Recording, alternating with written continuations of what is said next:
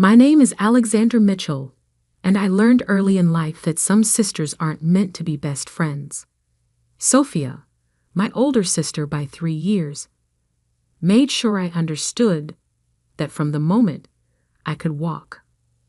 Growing up, Sophia was always the star of the family. Straight A's, student body president, champion debater, she collected achievements like others collected stamps. Our parents' pride in her was matched only by their constant disappointment in me. Where Sophia excelled in public speaking, I preferred quiet research. While she dominated social circles, I spent hours in the library, studying patterns in law and business that others overlooked. "Why can't you be more like your sister?" became the soundtrack of my childhood, playing on repeat at every family dinner, every parent-teacher conference, every holiday gathering. But what no one knew, what Sophia never noticed through her veil of superiority, was that I was building something. Something bigger than high school accolades or college acceptance letters. It started during my junior year of high school. While Sophia was celebrating her acceptance to Harvard Law School, I was quietly launching my first legal consulting business from my bedroom. Using online forums and anonymous profiles, I began connecting struggling law firms with the resources they needed to succeed. By the time I graduated high school, I had built a network of over 50 law firms that relied on my research and strategies. Of course, none of them knew they were working with a teenager. "I just don't understand you, Alexandra," my mother sighed at my high school graduation. "Sophia's going to Harvard, and you're taking a gap year to figure things out." What is there to figure out? I didn't tell them that my gap year was actually the first phase of my business expansion plan. I didn't mention that the modest savings account they thought I had was actually approaching 7 figures. And I certainly didn't reveal that 3 of the top law firms in Boston had already hired my consulting company, not knowing they would soon be working with their star student's little sister. Sophia thrived at Harvard, of course. Every holiday break brought new stories of her success, new reasons for our parents to beam with pride. Meanwhile, I built my empire in silence. When my parents pressed me about college, I enrolled in online business courses, letting them believe I was at least trying, while I orchestrated mergers and acquisitions through my growing network of shell companies. By the time Sophie graduated from Harvard Law, I owned controlling interests in 7 major law firms across the East Coast. My company, Mitchell Strategic Solutions, had become the invisible force behind some of the most successful legal practices in the country. But on paper, I was just the quiet daughter who hadn't found her path yet. Everything changed the day Sophia joined Preston and Hayes, one of Boston's most prestigious law firms. She didn't know that 6 months earlier, I had acquired it through a complex series of transactions. She walked into her first day of work, proud and confident, not realizing that her little sister was technically her boss. "You should see my office, Alex," she gloated during a family dinner. "Corner suite, full staff, partner track within 5 years. What are you doing these days? Still with that little consulting business?" I smiled and took a sip of wine. Something like that. The truth was, I was in the middle of the biggest acquisition of my career. Preston and Hayes was just the beginning. I was positioning myself to take over Blackwood International, the largest law firm conglomerate on the East Coast. The deal would make me one of the most powerful figures in the legal world, all before my 25th birthday. But Sophia couldn't help herself. She had to maintain her position as the family success story. That's why, when I met James Walker at a charity gala, she tried to stake her claim. "He's from one of Boston's oldest families," she told our mother, loud enough for me to hear. "And he's looking for someone successful, accomplished. Not really your scene, Alex." What Safia didn't know was that James had met me 3 months earlier in my role as the CEO of Mitchell Strategic Solutions. He had been representing Blackwood International in the acquisition negotiations, not realizing that the powerful, elusive CEO he was dealing with was the same woman he was falling in love with. When James proposed 6 months later, Safia was livid. She had been dropping hints about her own interest in him, only to watch her underachieving sister snag one of Boston's most eligible bachelors. "It doesn't make sense," I overheard her telling our mother. "She's nobody in this city. She barely has a real job. Something's not right about this." The wedding planning became her obsession. She insisted on being my maid of honor, not out of sisterly love, but because it gave her access to every detail, every guest list, every moment she could use to dig into my life. What she discovered must have shocked her: the inconsistencies in my story, the mysterious meetings, the connections that someone with a little consulting business shouldn't have. She spent months gathering evidence, planning her moment of triumph. She chose our wedding day to spring her trap, not realizing she was walking into one of her own. The ceremony was perfect. Boston's historic Trinity Church filled with the city's elite, judges, lawyers, business leaders. Many of them were there for James, the respected attorney from an old Boston family. None of them knew that the bride owned most of their law firms. But as the minister asked if anyone objected to the union, Safia rose from her seat beside me, a wicked smile playing on her lips. Little did she know, I had been waiting for this moment. After all, some sisters aren't meant to be best friends. They're meant to be lessons in humility. If anyone knows any reason why these two should not be joined in matrimony, speak now or forever hold your peace. Those traditional words hung in the air of Trinity Church for just a moment before Safia stood up, her blue maid of honor dress rustling as she stepped forward. The smirk on her face told me she had been waiting for this moment. "Actually," she announced, her voice carrying through the stunned silence, "I have something to say." Our mother gasped. James squeezed my hand, but I remained calm. After all, I had prepared for this possibility. "Before we continue this farce," Safia declared, pulling out a folder from behind her bouquet, "everyone here deserves to know the truth about Alexander Mitchell." She opened the folder with dramatic flair. "My sister has been lying to all of you. She's not the simple business consultant she claims to be. She's been operating under false pretenses, infiltrating law firms, manipulating her way into business deals." Murmurs rippled through the church. In the front row, our father's face had turned red with embarrassment. Our mother looked like she might faint. "I have proof," Safia continued, clearly enjoying herself. "Bank records showing suspicious transactions. Shell companies leading back to her. She's been deceiving everyone, including her fiancé." She turned to James. "Did you know your bride isn't who she claims to be?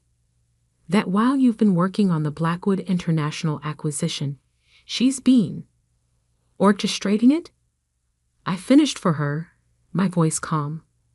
Safia faltered for a moment, but pressed on. "She's not qualified to run any of these companies. She never even went to law school." "You're right," I said, standing up in my wedding dress.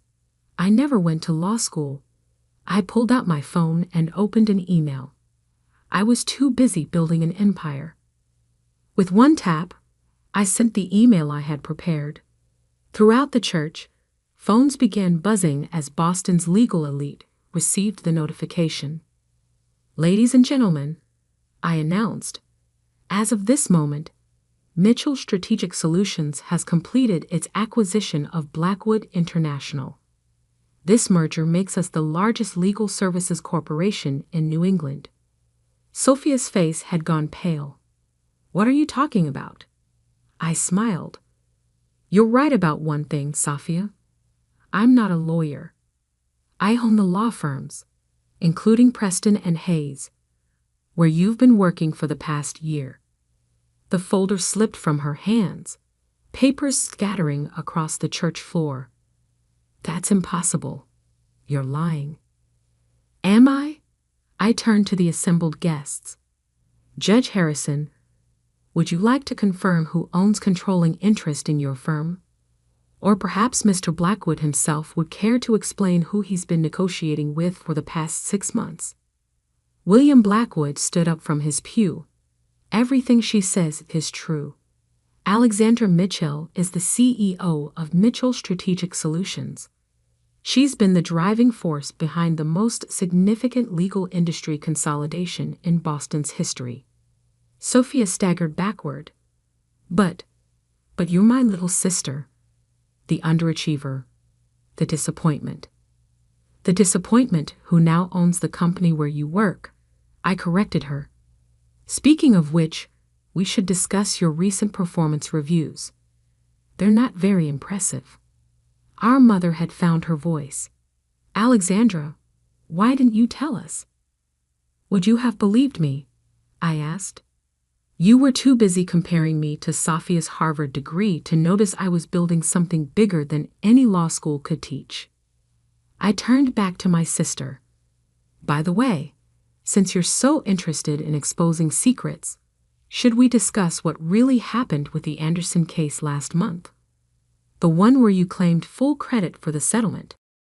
Sophia's face went from pale to ashen. You wouldn't. The actual case files show that you barely contributed, I continued.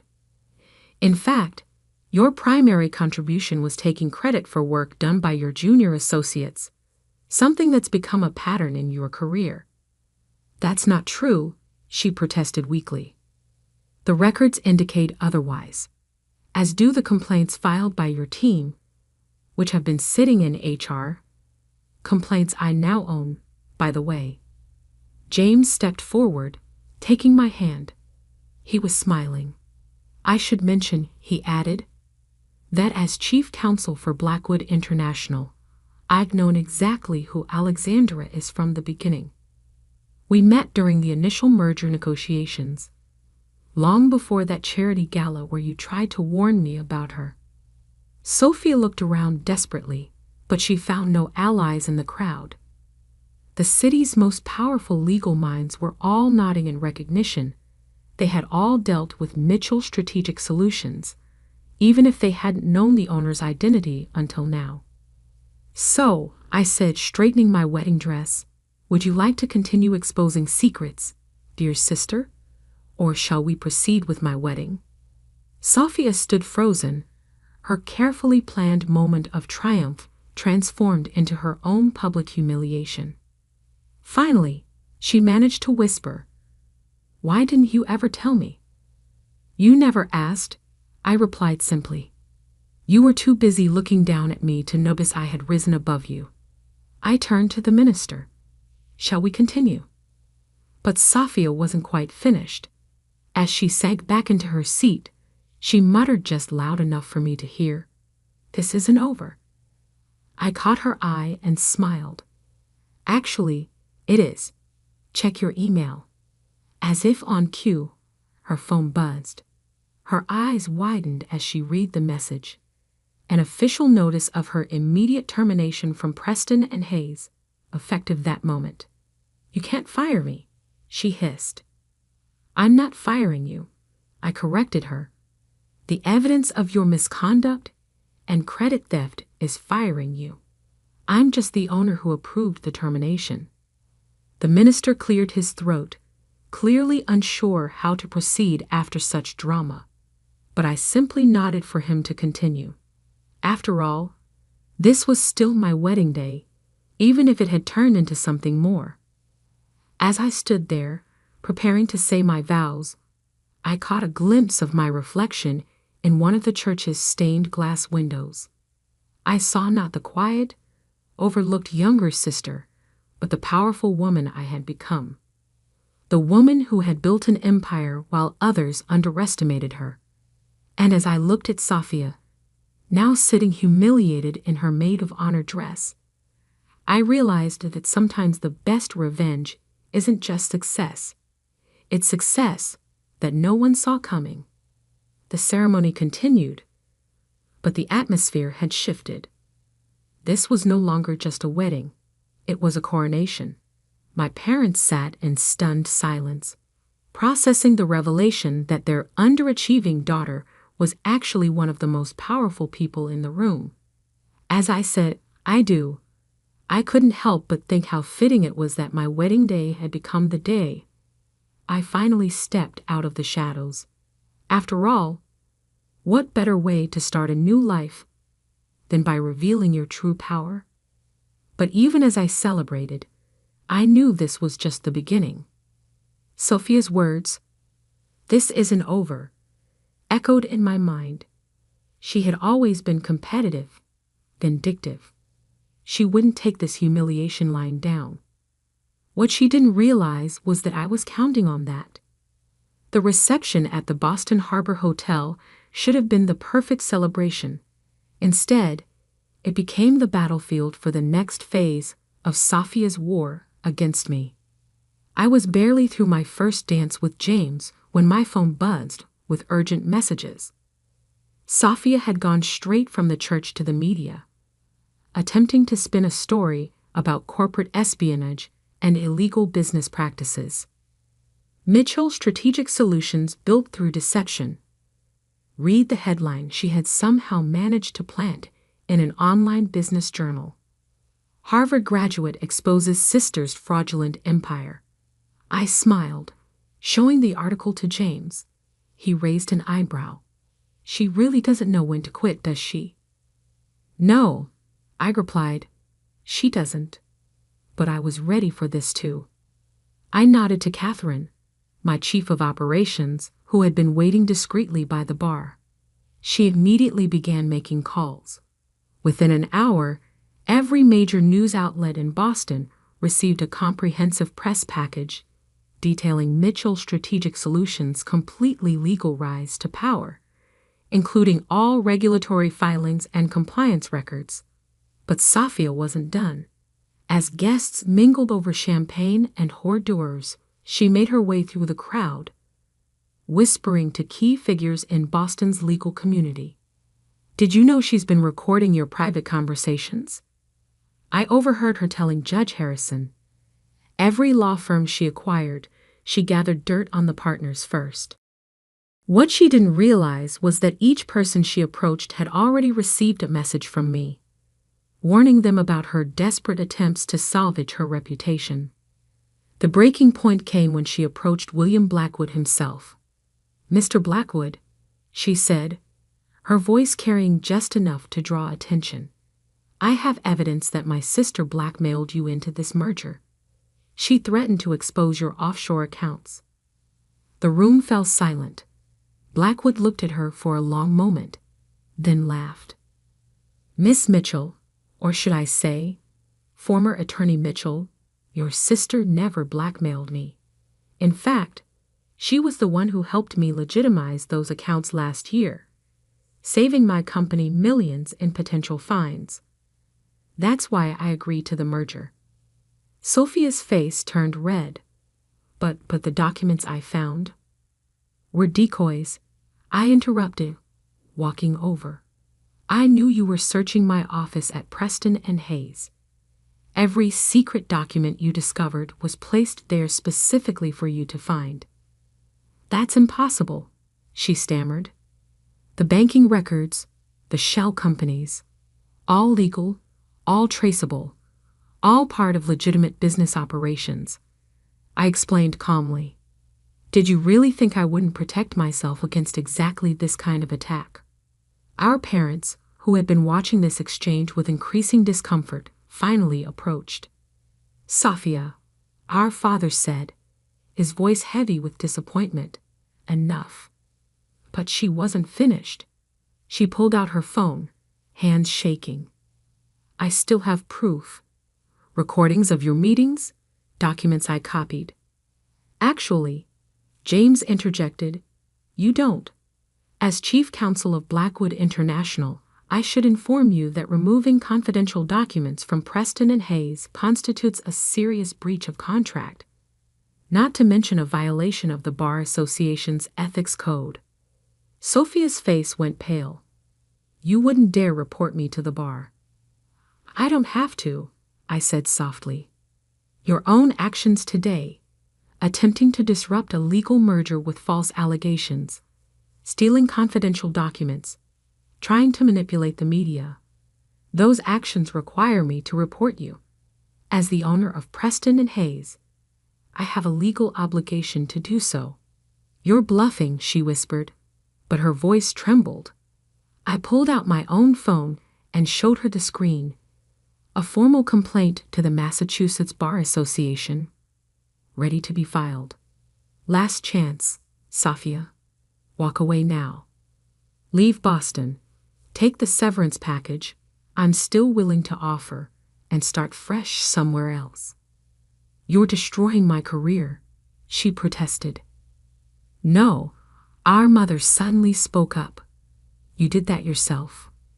All these years, you were so busy proving you were better than Alexandra that you never noticed she had actually become better than you. Sophia looked around the room, finally seeing the truth. The powerful people she had tried to turn against me were all nodding in agreement. Her attempted power play had backfired completely. Fine, she spat. You win. You've always been playing a longer game than me, haven't you? The difference is, I was playing to win, I replied. You were just playing to make me lose. She turned and walked out of the reception, her blue dress disappearing into the Boston night.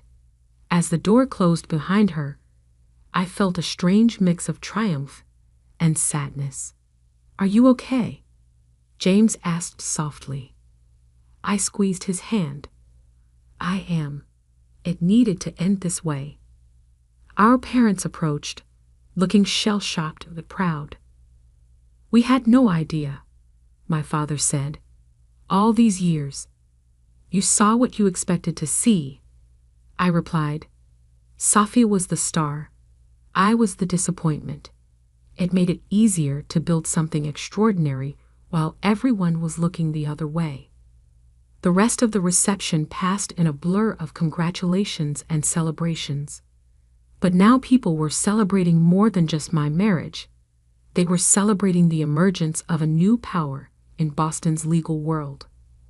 Later that night, as James and I prepared to leave for our honeymoon, I received one final email from Sophia. You've won, she wrote. I'm moving to Chicago. But remember this, you taught me that appearances can be deceiving. One day when you least expect it, I'll have built something of my own, and then we'll see who the real winner is. I showed the email to James. He looked concerned, but I just smiled. Let her try, I said. Building something real takes more than ambition and revenge. It takes patience, strategy, and the wisdom to know that true success isn't about beating others. It's about becoming the best version of yourself. 10 years later, I stood in my office at the top of the Mitchell-Blackwood Tower, looking out over Boston's skyline. The empire I had built had grown beyond even my expectations. Sophia had tried to start several ventures in Chicago, but each had failed because she was still focused on competing with me, rather than creating something meaningful. Our parents had finally learned to see me for who I was, not who they had assumed I would be. And James had become not just my husband, but my true partner, in business and in life. On my desk sat a framed photo from our wedding, the moment right after I revealed the truth about Mitchell Strategic Solutions. In it, I'm standing tall in my wedding dress, power and confidence radiating from my posture. Sophia is in the background, her face a mask of shocked realization. It serves as a reminder that sometimes the quietest person in the room is the one you should watch most carefully. Because while some people spend their lives trying to prove their worth through words and showmanship, others build empires in silence. My phone buzzed. Another major law firm was ready to join our network. As I prepared for the meeting, I thought about how far I'd come from that overlooked younger sister. Sometimes the best revenge isn't just success. It's success so complete that it transcends revenge altogether. And sometimes the greatest triumph isn't in proving others wrong, but in proving yourself right. The empire I built wasn't just about showing up my sister or proving my worth to my parents. It was about creating something lasting, something meaningful, something that would outlive any family drama or personal vendetta. And as I sat down to sign the papers that would further expand my business empire, I couldn't help but smile.